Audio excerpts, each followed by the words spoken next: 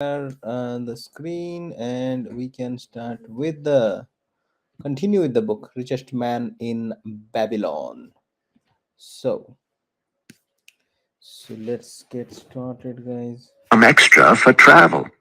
We are determined never again to permit our living expenses to exceed 70% of our income.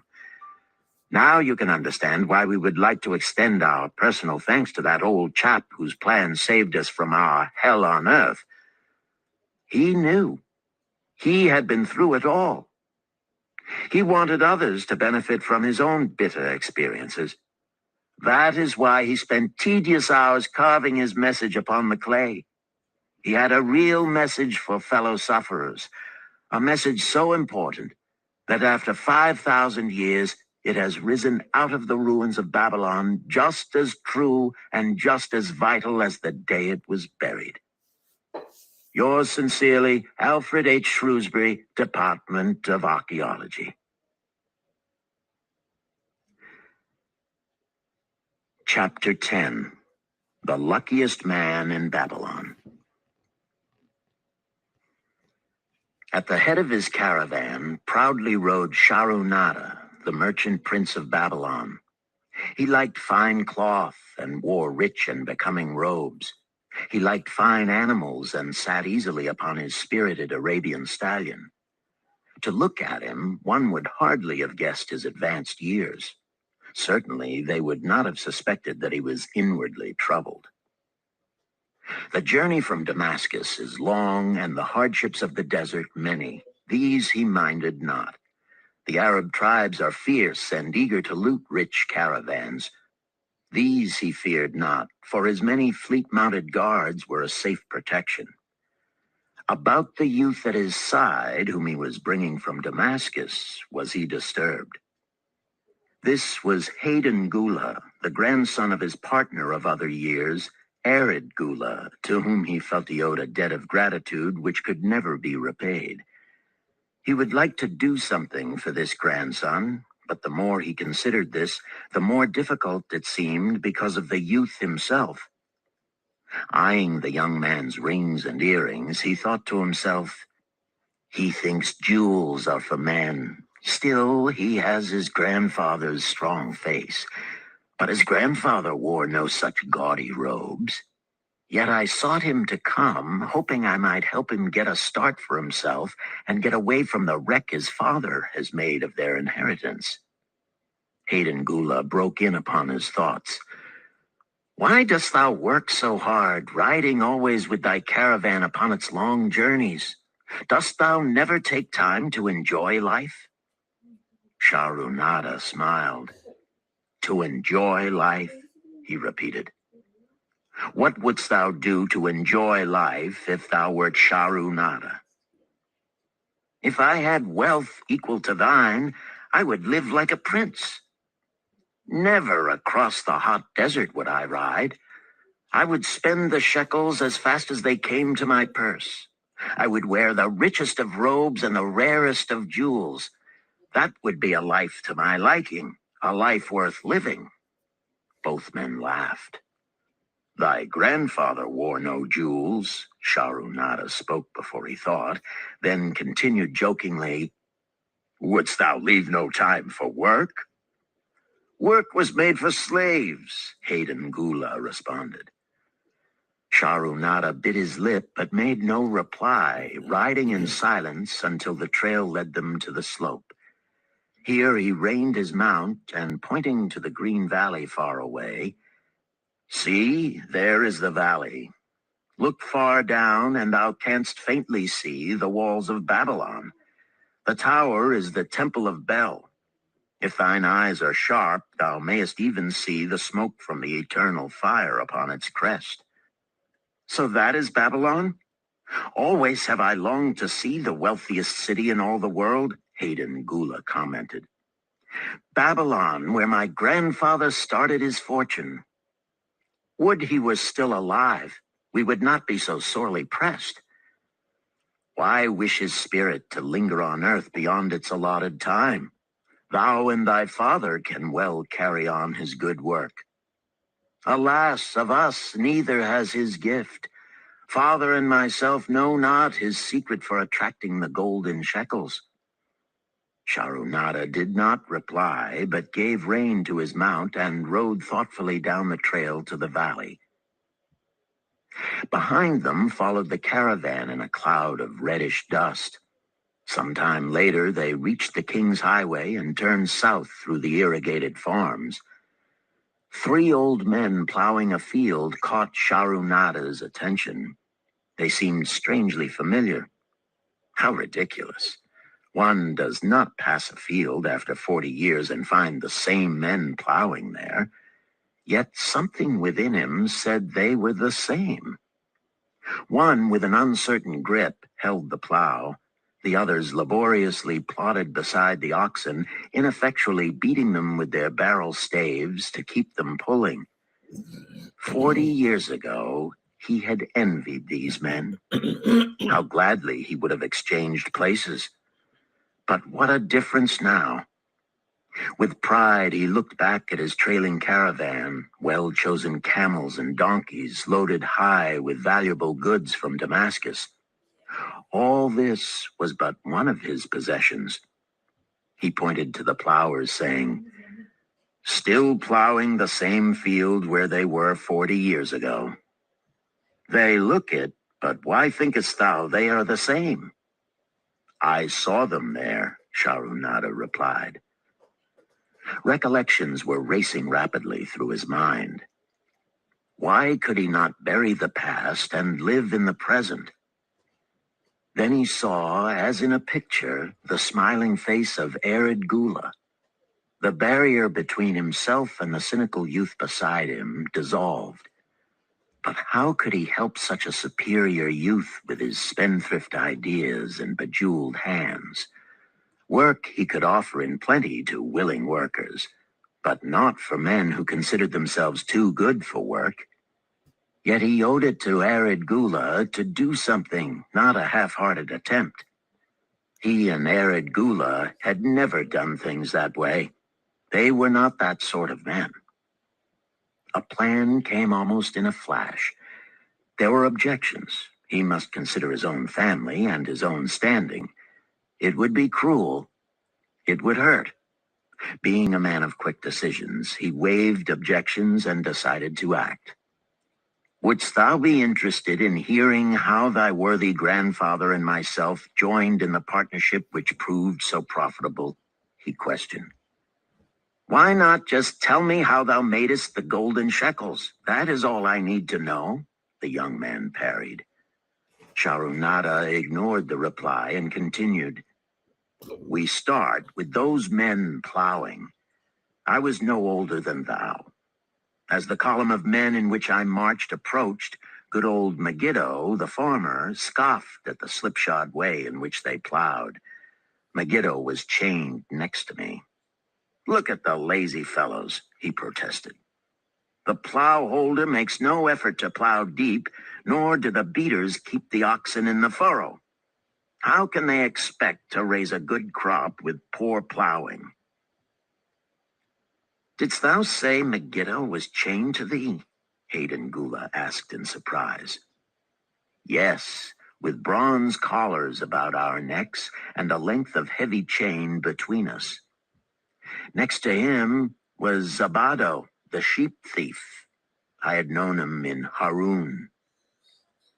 At the end was a man we called Pirate because he told us not his name. We judged him as a sailor as he had entwined serpents tattooed upon his chest in sailor fashion. The column was made up thus, so the men could walk in fours." "Thou wert chained as a slave?" Hayden Gula asked incredulously. "Did not thy grandfather tell thee I was once a slave? He often spoke of thee, but never hinted of this. He was a man thou couldst trust with innermost secrets. Thou, too, are a man I may trust, am I not right?" Sharunada looked him squarely in the eye. "Thou mayest rely upon my silence, but I am amazed. Tell me, how didst thou come to be a slave?" Sharunada shrugged his shoulders. Any man may find himself a slave. It was a gaming house and barley beer that brought me disaster. I was the victim of my brother's indiscretions. In a brawl, he killed his friend. I was bonded to the widow by my father, desperate to keep my brother from being prosecuted under the law. When my father could not raise the silver to free me, she, in anger, sold me to the slave dealer. What a shame and injustice, Hayden Gula protested. But tell me, how didst thou regain freedom? We shall come to that, but not yet. Let us continue my tale. As we passed, the plowers jeered at us. One did doff his ragged hat and bow low, calling out, "Welcome to Babylon, guests of the king. He waits for thee on the city walls where the banquet is spread, mud bricks and onion soup." With that, they laughed uproariously. Pirate flew into a rage and cursed them roundly. "What do those men mean by the king awaiting us on the walls?" I asked him. "To the city walls ye march to carry bricks until the back breaks. Maybe they beat thee to death before it breaks. They won't beat me. I'll kill 'em." Then Megiddo spoke up. "It doesn't make sense to me to talk of masters beating willing, hard-working slaves to death. Masters like good slaves and treat them well." "Who wants to work hard?" commented Zabato. "Those plowers are wise fellows. They're not breaking their backs, just letting on as if they be." "Thou can't get ahead by shirking," Megiddo protested. "If thou plow a hectare, that's a good day's work, and any master knows it. But when thou plow only a half, that's shirking. I don't shirk. I like to work, and I like to do good work, for work is the best friend I've ever known. It has brought me all the good things I've had, my farm and cows and crops, everything." "Yea, and where be these things now?" scoffed Zabato. "I figure it pays better to be smart and get by without working. You watch Zabato. If we're sold to the walls, he'll be carrying the water bag or some easy job, when thou, who like to work, will be breaking thy back carrying bricks." He laughed his silly laugh. Terror gripped me that night. I could not sleep. I crowded close to the guard rope, and when the others slept, I attracted the attention of Godoso, who was doing the first guard watch. He was one of those brigand Arabs, the sort of rogue who, if he robbed thee of thy purse, would think he must also cut thy throat. "Tell me, Godoso," I whispered, "when we get to Babylon, will we be sold to the walls?" "Why want to know?" he questioned cautiously. "Canst thou not understand?" I pleaded. "I am young. I want to live. I don't want to be worked or beaten to death on the walls. Is there any chance for me to get a good master?" He whispered back, "I tell something. Thou good fellow, give Godoso no trouble. Most times we go first to slave market. Listen now. When buyers come, tell 'em you good worker, like to work hard for good master, make 'em want to buy. You not make 'em buy, next day you carry brick, mighty hard work." After he walked away, I lay in the warm sand looking up at the stars and thinking about work. What Megiddo had said about it being his best friend made me wonder if it would be my best friend. Certainly it would be if it helped me out of this. When Megiddo awoke, I whispered my good news to him. It was our one ray of hope as we marched toward Babylon. Late in the afternoon, we approached the walls and could see the lines of men, like black ants, climbing up and down the steep diagonal paths. As we drew closer, we were amazed at the thousands of men working. Some were digging in the moat, others mixed the dirt into mud bricks. The greatest number were carrying the bricks in large baskets up those steep trails to the masons. Overseers cursed the laggards and cracked bullock whips over the backs of those who failed to keep in line. Poor, worn-out fellows were seen to stagger and fall beneath their heavy baskets, unable to rise again. If the lash failed to bring them to their feet, they were pushed to the side of the paths and left writhing in agony. Soon they would be dragged down to join other craven bodies beside the roadway to await unsanctified graves. As I beheld the ghastly sight, I shuddered. So this was what awaited my father's son if he failed at the slave market. Godoso had been right. We were taken through the gates of the city to the slave prison, and next morning marched to the pens in the market. Here the rest of the men huddled in fear, and only the whips of our guard could keep them moving so the buyers could examine them. Megiddo and myself eagerly talked to every man who permitted us to address him. The slave dealer brought soldiers from the king's guard who shackled Pirate and brutally beat him when he protested. As they led him away, I felt sorry for him. Megiddo felt that we would soon part. When no buyers were near, he talked to me earnestly to impress upon me how valuable work would be to me in the future. Some men hate it.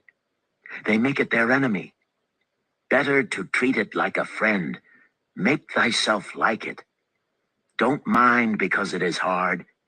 If thou thinkest about what a good house thou build, then who cares if the beams are heavy and it is far from the well to carry the water for the plaster? Promise me, boy, if thou get a master, work for him as hard as thou canst. If he does not appreciate all thou do, never mind. Remember, work well done does good to the man who does it. It makes him a better man. He stopped as a burly farmer came to the enclosure and looked at us critically. Megiddo asked about his farm and crops, soon convincing him that he would be a valuable man. After violent bargaining with the slave dealer, the farmer drew a fat purse from beneath his robe, and soon Megiddo had followed his new master out of sight. A few other men were sold during the morning. At noon, Godoso confided to me that the dealer was disgusted and would not stay over another night, but would take all who remained at sundown to the king's buyer. I was becoming desperate when a fat, good-natured man walked up to the wall and inquired if there was a baker among us. I approached him, saying, "Why should a good baker like thyself seek another baker of inferior ways? Would it not be easier to teach a willing man like myself thy skilled ways? Look at me. I am young, strong, and like to work. Give me a chance, and I will do my best to earn gold and silver for thy purse." He was impressed by my willingness and began bargaining with the dealer who had never noticed me since he had bought me, but now waxed eloquent on my abilities, good health, and good disposition. I felt like a fat ox being sold to a butcher. At last, much to my joy, the deal was closed. I followed my new master away, thinking I was the luckiest man in Babylon. My new home was much to my liking. Nananeid, my master, taught me how to grind the barley in the stone bowl that stood in the courtyard, how to build the fire in the oven, and then how to grind very fine the sesame flour for the honey cakes. I had a couch in the shed where his grain was stored. The old slave housekeeper, Swasti, fed me well and was pleased at the way I helped her with the heavy tasks. Here was the chance I had longed for to make myself valuable to my master, and, I hoped, to find a way to earn my freedom. I asked Nananeid to show me how to knead the bread and to bake. This he did, much pleased at my willingness. Later, when I could do this well, I asked him to show me how to make the honey cakes, and soon I was doing all the baking. My master was glad to be idle, but Swasti shook her head in disapproval. "No work to do is bad for any man," she declared.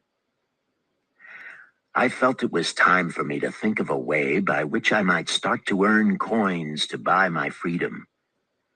As the baking was finished at noon, I thought Nananead would approve if I found profitable employment for the afternoons and might share my earnings with me. Then the thought came to me, why not bake more of the honey cakes and peddle them to hungry men upon the streets of the city? I presented my plan to Nananead this way. If I can use my afternoons after the baking is finished to earn for thee coins, would it be only fair for thee to share my earnings with me that I might have money of my own to spend for those things which every man desires and needs?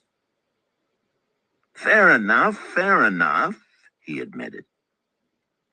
When I told him of my plan to peddle our honey cakes, he was well pleased. Here is what we will do, he suggested. Thou sellest them at 2 for a penny, then half of the pennies will be mine to pay for the flour and the honey and the wood to bake them. Of the rest, I shall take half, and thou shalt keep half. I was much pleased by this generous offer that I might keep for myself 1/4 of my sales. That night I worked late to make a tray upon which to display them. Nananead gave me one of his worn robes that I might look well, and Swasti helped me patch it and wash it clean. The next day, I baked an extra supply of honey cakes. They looked brown and tempting upon the tray as I went along the street, loudly calling my wares. At first, no one seemed interested, and I became discouraged. I kept on, and later in the afternoon, as men became hungry, the cakes began to sell, and soon my tray was empty. Nananead was well pleased with my success and gladly paid me my share. I was delighted to own pennies. Megiddo had been right when he said a master appreciated good work from his slaves. That night, I was so excited over my success I could hardly sleep and tried to figure how much I could earn in a year and how many years would be required to buy my freedom. As I went forth with my tray of cakes every day, I soon found regular customers. One of these was none other than thy grandfather, Arid Gula. He was a rug merchant and sold to the housewives, going from one end of the city to the other, accompanied by a donkey loaded high with rugs and a black slave to tend it. He would buy 2 cakes for himself and 2 for his slave, always tarrying to talk with me while they ate them. Thy grandfather said something to me one day that I shall always remember. I like thy cakes, boy. But better still, I like the fine enterprise with which thou offerest them. Such spirit can carry thee far on the road to success. But how canst thou understand, Hayden Gula, what such words of encouragement could mean to a slave boy, lonesome in a great city, struggling with all he had in him to find a way out of his humiliation? As the months went by, I continued to add pennies to my purse. It began to have a comforting weight upon my belt. Work was proving to be my best friend, just as Megiddo had said. I was happy, but Swasti was worried. Thy master, I fear to have him spend so much time at the gaming houses, she protested. I was overjoyed one day to meet my friend Megiddo upon the street. He was leading 3 donkeys loaded with vegetables to the market. I am doing mighty well, he said. My master does appreciate my good work, for now I am a foreman. See, he does trust the marketing to me. And also, he is sending for my family. Work is helping me to recover from my great trouble. Someday it will help me to buy my freedom and once more own a farm of my own. Time went on, and Nananead became more and more anxious for me to return from selling. He would be waiting when I returned and would eagerly count and divide our money. He would also urge me to seek further markets and increase my sales. Often I went outside the city gates to solicit the overseers of the slaves building the walls. I hated to return to the disagreeable sights, but found the overseers liberal buyers. One day I was surprised to see Zabado waiting in line to fill his basket with bricks. He was gaunt and bent, and his back was covered with welts and sores from the whips of the overseers. I was sorry for him and handed him a cake which he crushed into his mouth like a hungry animal. Seeing the greedy look in his eyes, I ran before he could grab my tray. "Why dost thou work so hard?" Arid Gula said to me one day. "Almost the same question thou asked of me today, dost thou remember?" I told him what Megiddo had said about work and how it was proving to be my best friend. I showed him with pride my wallet of pennies and explained how I was saving them to buy my freedom. "When thou art free, what wilt thou do?" he inquired. "Then," I answered, "I intend to become a merchant." At that he confided in me, something I had never suspected. "Thou knowest not that I also am a slave. I am in partnership with my master." "Stop," demanded Hayden Gula. "I will not listen to lies defaming my grandfather. He was no slave." His eyes blazed in anger. Sharunada remained calm. "I honor him for rising above his misfortune and becoming a leading citizen of Damascus. Art thou his grandson, cast of the same mold? Art thou man enough to face true facts, or dost thou prefer to live under false illusions?" Hayden Gula straightened in his saddle. In a voice suppressed with deep emotion, he replied, "My grandfather was beloved by all.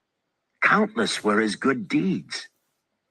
When the famine came, did not his gold buy grain in Egypt, and did not his caravan bring it to Damascus and distribute it to the people so none would starve? Now thou sayest he was but a despised slave in Babylon. Had he remained a slave in Babylon, that he might well have been despised.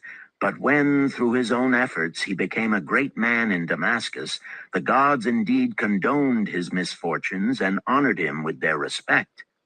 Sharunada replied. "After telling me that he was a slave," Sharunada continued, "he explained how anxious he had been to earn his freedom. Now that he had enough money to buy this, he was much disturbed as to what he should do.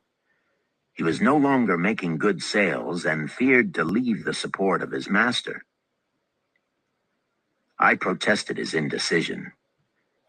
"Cling no longer to thy master. Get once again the feeling of being a free man. Act like a free man and succeed like one. Decide what thou desirest to accomplish, and then work will aid thee to achieve it." He went on his way, saying he was glad I had shamed him for his cowardice. One day I went outside the gates again and was surprised to find a great crowd gathering there. When I asked a man for an explanation, he replied, "Hast thou not heard? An escaped slave who murdered one of the king's guards has been brought to justice and will this day be flogged to death for his crime. Even the king himself is to be here." So dense was the crowd about the flogging post, I feared to go near lest my tray of honey cakes be upset. Therefore, I climbed up the unfinished wall to see over the heads of the people. I was fortunate in having a view of Nebuchadnezzar himself as he rode by in his golden chariot. Never had I beheld such grandeur, such robes and hangings of gold cloth and velvet. I could not see the flogging, though I could hear the shrieks of the poor slave. I wondered how one so noble as our handsome king could endure to see such suffering. Yet when I saw he was laughing and joking with his nobles, I knew he was cruel and understood why such inhuman tasks were demanded of the slaves building the walls. After the slave was dead, his body was hung upon a pole by a rope attached to his leg so all might see. As the crowd began to thin, I went close. On the hairy chest, I saw tattooed two entwined serpents. It was Pirate. The next time I met Arid Gula, he was a changed man. Full of enthusiasm, he greeted me. Behold, the slave thou knewest is now a free man. There was magic in thy words. Already my sales and my profits are increasing. My wife is overjoyed. She was a free woman, the niece of my master. She much desires that we move to a strange city where no man shall know I was once a slave. Thus our children shall be above reproach for their father's misfortune. Work has become my best helper. It has enabled me to recapture my confidence and my skill to sell. I was overjoyed that I had been able, even in a small way, to repay him for the encouragement he had given me. Okay, so I think we'll finish it here and we'll continue it again tomorrow. So we are just one chapter away, but interesting story about the perseverance, or putting the hard work, how it pays off, to be loyal. Even story of a slave, how thinking creatively, this person, Mr. Gula, so how got his freedom back, so that's really good. That means fortunes favor those who who has the daringness, who have the daringness to venture ahead and do something. So that's very powerful. So we'll continue with our audiobook tomorrow, and hope to see you soon, guys.